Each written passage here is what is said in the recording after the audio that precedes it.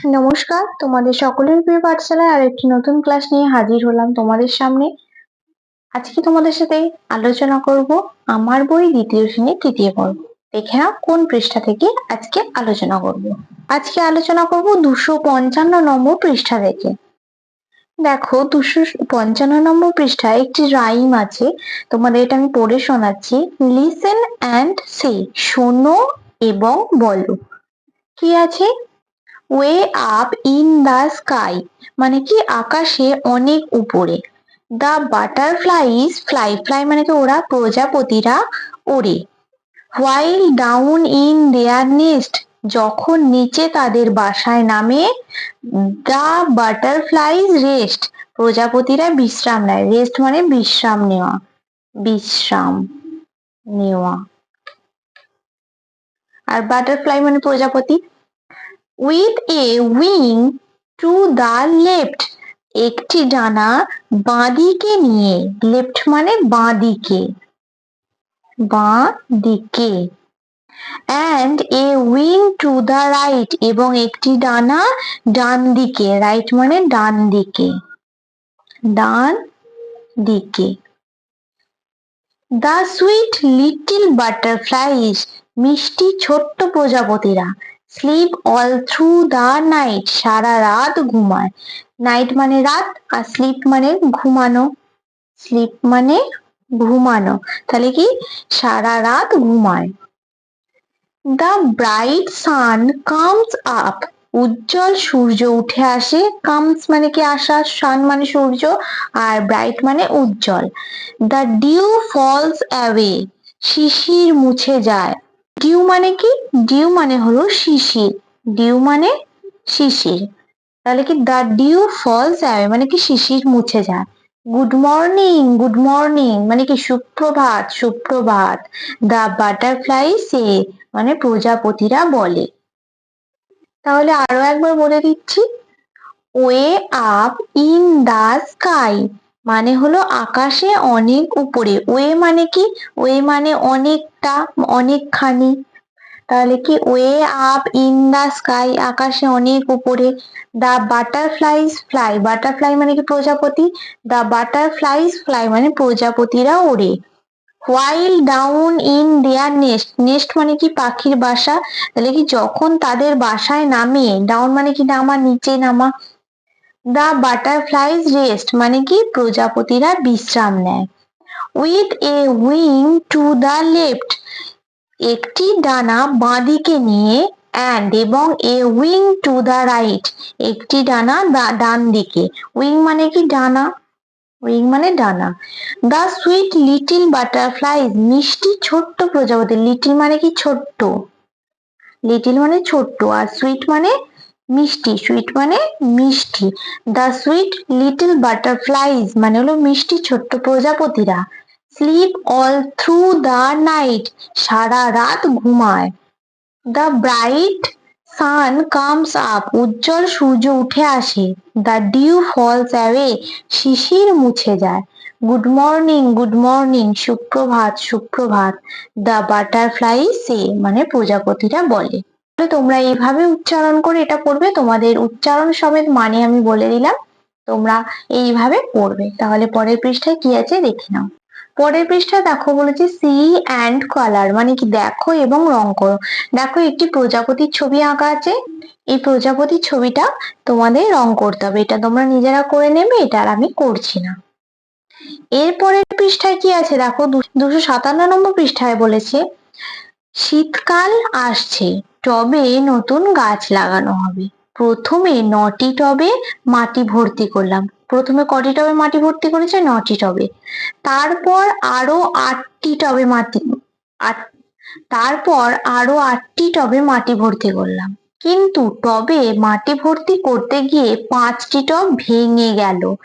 কটি টবে মাটি ভর্তি করলাম হিসাব করি।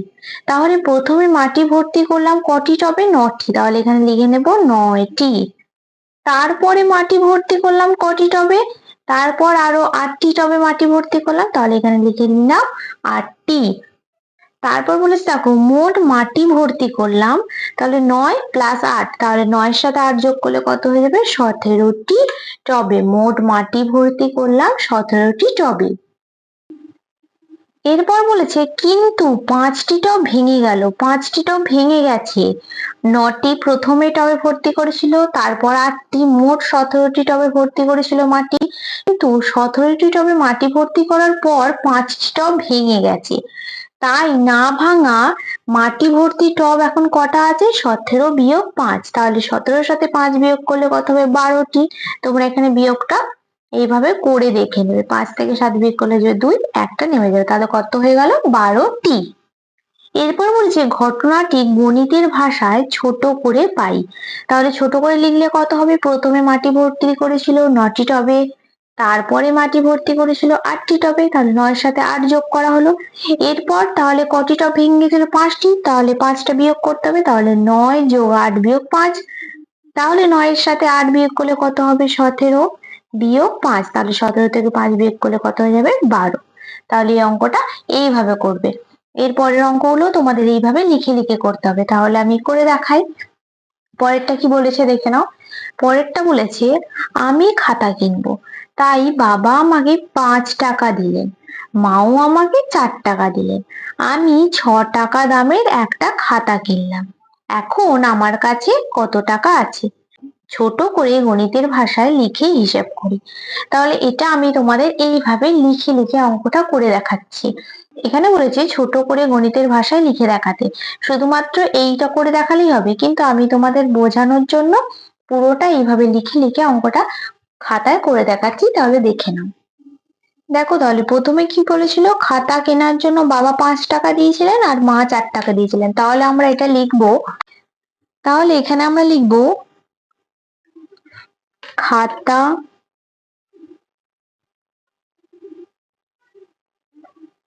খাতা কেনার জন্য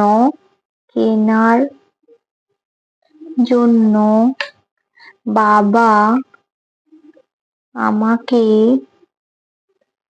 দিলেন। বাবা কত টাকা দিয়েছিলেন? 5 টাকা। 5 টাকা। মা আমাকে দিলেন, মা আমাকে দিলেন কত টাকা? 4 টাকা। তাহলে মোট কত টাকা হলো? তাহলে একটু যোগ করব। 5 আর 4-এ 9 টাকা। তাহলে মোট হলো 9 টাকা। এবার কি বলেছিল দেখো, এবার বলেছে আমি 6 টাকা দামে একটা খাতা কিনলাম। তাহলে এখানে লিখবো কিন্তু আমি, এখানে লিখবো কিন্তু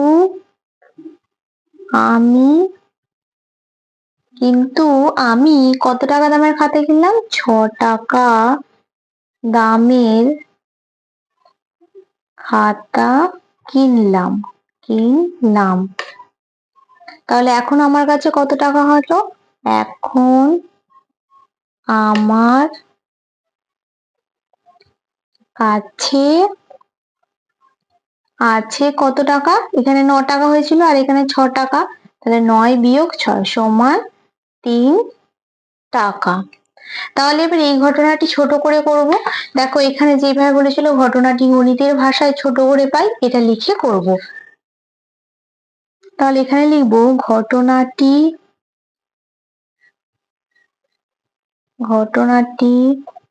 গণিতের ভাষায় ছোট করে পাই। তাহলে এখানে কি লিখবো? প্রথমে বাবা দিয়েছিলেন 5 টাকা, মা দিয়েছিলেন 4 টাকা। তাহলে এখানে সেটা লিখবো 5 যোগ 4। তারপরে 6 টাকা দামের খাতা কিনেছিলাম, তাহলে এটার সাথে বিয়োগ করে দেবো।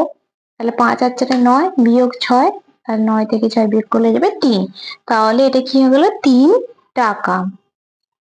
তাহলে এবার অতএব লিখবো, কি লিখবো? এখন আমার কাছে 3 টাকা আছে। তাহলে বোঝা গেল অঙ্কটা। তাহলে তোমরা এইভাবে লিখে লিখে অঙ্কটা করবে। আরো একবার ভালো করে দেখে নাও। বাবা দিয়েছিলেন 5 টাকা, মা দিয়েছিলেন 4 টাকা, তাহলে দুটো যোগ করেছি। কিন্তু আমি 6 টাকা দামের খাতা কিনেছিলাম, তাহলে 9 টাকার সাথে 6 টাকা বিয়োগ করে 3 টাকা পেলাম।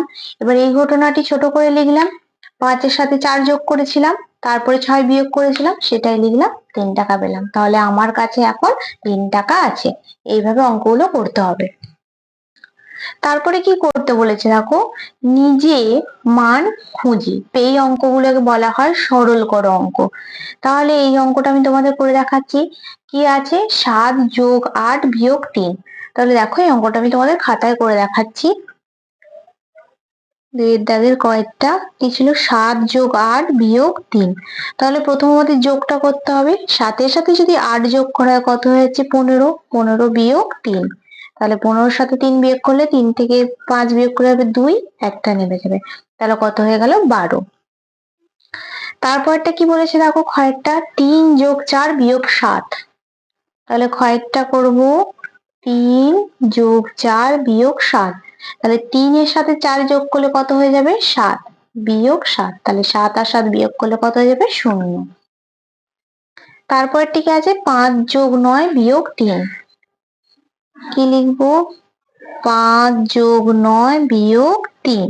তাহলে 9 থেকে 5 যোগ করলে কত হয়ে যাবে, 14। 14 বিয়োগ 3। 14 বিয়োগ 3, এটা কত হবে বিয়োগটা, 3 থেকে 4 1, একটা নেমে গেল। তাহলে কত হয়ে যাবে, 11। তারপরটা কি আছে, 5 যোগ 2 বিয়োগ 6। ঘরেরটা আছে 5 যোগ 2 বিয়োগ 6। তাহলে 5 এর সাথে যদি 2 যোগ করা হয় কত হবে, 5 আর 2 কত হয়ে গেল, 7 বিয়োগ 6। তাহলে 7 বিয়োগ 6 কত হবে, 6 থেকে 7 বিয়োগ করলে যাবে 1। তারপরেরটা আছে 18 যোগ 3 বিয়োগ 7। কি আছে, 18 যোগ 3 বিয়োগ 7। 18 থেকে 3 যোগ করলে কত হবে, 21। 18 পর 19, 20, 21। তোমরা এইভাবে গিট গুনে গুনে করবে। 21 বিয়োগ 7। তাহলে 7 থেকে 21 বিয়োগ করলে কত হবে, দেখো 7 থেকে একটা কত ধরতে হবে, 11। 7-এর পর 8, 9, 10, 11। কত গিটে হচ্ছে, 4 গিটে। হাতে রইলো 1। তাহলে 1 থেকে 2 বিয়োগ করলে কত হয়ে যাবে, 1। তাহলে 21 থেকে 7 বিয়োগ করে কত হয়ে গেল, 14।